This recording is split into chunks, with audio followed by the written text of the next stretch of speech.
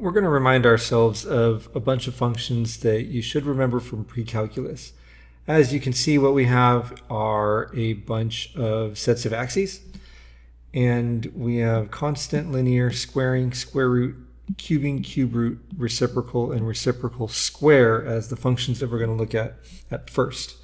And what I would like for you to do is write down the rule for each function. So like for constant, f of x is equal to c, and then draw a quick sketch of the function there.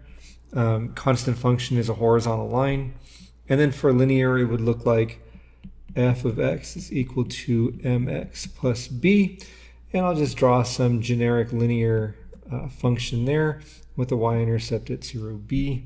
And what I'd like for you to do is, in a moment, pause the video and write down f of x equals whatever the rule is for the squaring, square root, cubing, cube root, reciprocal, and reciprocal square function, and then draw a quick sketch of each graph.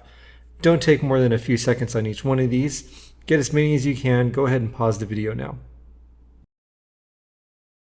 For squaring, we've got a parabola, and that's f of x equals x squared. Square root, f of x equals the square root of x, half of a parabola on its side. Cubing function, f of x equals x cubed, and that just kind of has a wiggle at the origin. F of x equals the cube root of x, that's the cubing function basically on its side.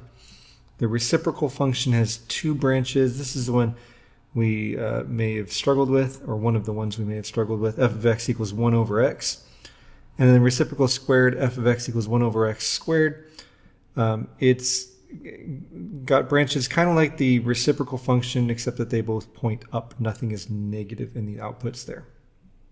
The idea behind all of this is to be able to quickly produce quick sketches of these functions so that if you, for instance, have a parabola, you know what the graph looks like, because we're going to be concerned with things like where is a minimum and that sort of thing.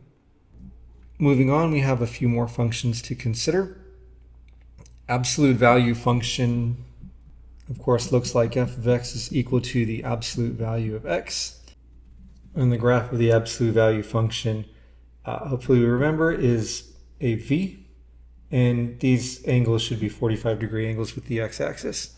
The greatest integer function is one that you may or may not have seen before. Hopefully you have. And the rule that defines the output is it's the greatest integer that is less than or equal to the input. For this one, I'm actually going to use a grid. And I'll draw the graph and then I'll explain where it comes from after we deal with the trigonometric functions. But this is also known as a step function. And what it is a series of horizontal steps at each integer. So from 0 to 1, my value is 0. From 1 to 2, my value is 1. From 2 to 3, my value is 2. And in each case, I have a closed dot on the left and an open circle on the right. And this continues into the negative numbers, exact same pattern here. Open circle on the left, closed circle on the right, like a descending staircase. -1, -2, -3, and so on. We'll come back to that one. And at this point, what I'd like for you to do is go ahead and, well, just a second here. We're going to say f of x is equal to the sine of x. And likewise for the cosine, tangent, cotangent, cosecant, and secant, all of those three-letter abbreviations. And I'd like for you now to pause and give quick sketches of the 6 trigonometric functions. All right, so the sine function is your wave function that goes through the origin and bounces up into the first quadrant. The cosine function has a maximum on the y-axis and is still that wave function. The tangent function has branches that go from the upper right to the lower left. The cotangent function has branches that go from the upper left to the lower right. And if it looks like somebody took the tangent function, flipped it, and shoved it over to get the cotangent function, then you're seeing things the right way. The cosecant function has these cups, I guess we call them cups, that are they're based on the sine function, right? So where the sine function has a 0, the cosecant function has a vertical asymptote. And likewise, we have these cups for the secant function, and where the cosine function is 0, we have vertical asymptotes for the secant function. I might as well point out that where the tangent function has zeros, the cotangent function has vertical asymptotes, and vice versa. Now, let's get back into the greatest integer function. Remember, I characterized it as the greatest integer that is less than or equal to the input value. And so if we think about the greatest integer of like 2, the greatest integer less than or equal to 2 is 2. The greatest integer less than or equal to, not negative, 2.5 is 2. If I input a 2.9, I get 2. But then when I input 3, my output is 3, right? The greatest integer function is basically the answer you give when someone asks how old you are. What you give is the age that you turned on your last birthday. And so if you turned 22 on your last birthday, let's say that was in May, if it is now in September, you're 22 point something, but nobody says the point something, right? You say, oh, I'm 22.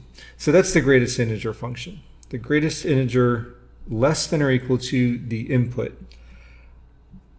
So we can kind of think of this on a number line as, maybe put 0, 1, 2, and 3. Anything between 2 and 3 is going to map to 2, right? And that's why up here in our graph, anything between 2 and 3 is going to map to 2, right? So this makes sense. When I ask folks, though, what they think is the greatest integer of negative 2.5, a lot of times they will say negative 2, and that's not correct. If we carry this number line idea across to the negative portion of the number line, if we look at negative 2.5, that should map to the greatest integer less than or equal to negative 2.5, and that's negative 3. So another visual that I have for the greatest integer function, if we kind of picture a number line that's been tilted up, and I have little pegs for where my numbers are, then wherever I put my, say, marble between 2 and 3, it's going to slide down to 2. If I put my marble between negative 2 and negative 3, it's going to slide down to negative 3. So that's another way to think of the greatest integer function. And if we look back up here, negative 2.5 is going to map indeed to negative 3. So it's this step function with closed circles on the left, open circles on the right. Calculus authors love this function because it has a property of like discontinuity. It jumps a bunch of times.